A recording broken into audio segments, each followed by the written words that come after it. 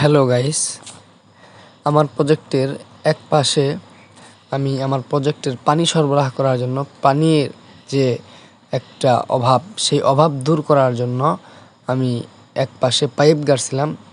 তো ওই পাইপের উপরে আমি আবার ইঞ্জিন বসাইছি। তো ইঞ্জিন বসানোর জন্য আমি যে ভিটাটা তৈরি করছিলাম মাটি দ্বারা, ওই ভিটাটা বেশ কিছুদিন আমার পতিত ছিল। তো চিন্তা করলাম এই ভিটাটা যদি আমি পতিত রাখি তাহলে তো আমার কোনো লাভ নাই, বরং লস হবে। এতটুকু জায়গা আমি অনর্থক পতিত রাখতেছি।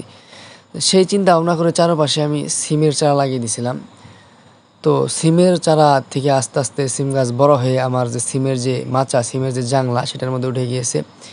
এবং শুধু উঠেই যায় নাই, বরং সিমের যে গাছ, এটার মধ্যে ফুল আইসা পড়ছে, যেটা আমি আসলে ভাবতেও পারিনি যে এত তাড়াতাড়ি ফুল আসবে। এটা মানে বিশ্বাস হওয়ার মতো না, এত তাড়াতাড়ি যে ফুল আসবে। আর এটা মূলত সিমের সিজন না, সিমের সিজন আরও আপনার প্রায় 1 মাস পরে, 1.5 মাস পরে সিমের সিজন হবে। তো এই আনসিজনে সিম আসা, এটাও মানে ব্যবসায়িক ক্ষেত্রে ভালো একটা প্রফিট পাওয়া যায়।